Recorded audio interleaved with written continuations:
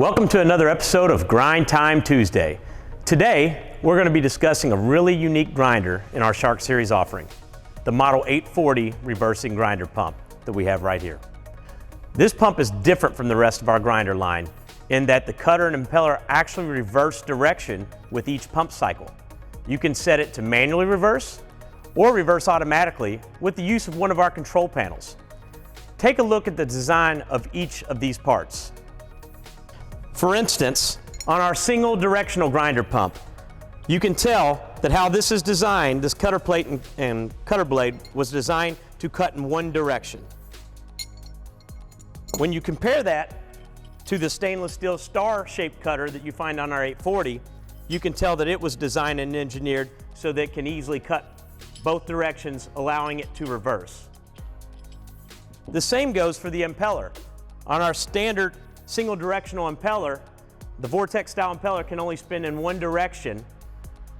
On the ductile iron impeller that's found on our 840, the way it's designed, you can tell that it can spin both directions, reversing, allowing it not to lose any performance no matter which way your cutter is cutting. This grinder was developed to handle the toughest sewage applications where you typically see a lot of clogs. In a typical grinder application, when the pump shuts off, if it's in the middle of cutting material, it can be very difficult for the pump to turn back on and start cutting again. With this design, when the pump turns back on, it will run in reverse, throwing off anything that it was in the middle of cutting and start cutting in the other direction. This prolongs the life of your cutter and helps to free up more difficult debris. Like our other grinders, the 840 has an all cast iron housing that's actually finned. This helps to add more surface area to dissipate heat from the motor. The electrical components of this pump are actually stored in the head of the pump, which are completely sealed off from the motor housing. We do this for a couple of reasons. To make any service work that might need to be done on one of these grinders a bit easier for the contractor, and to keep all the starting components cool and away from the motor and out of the oil.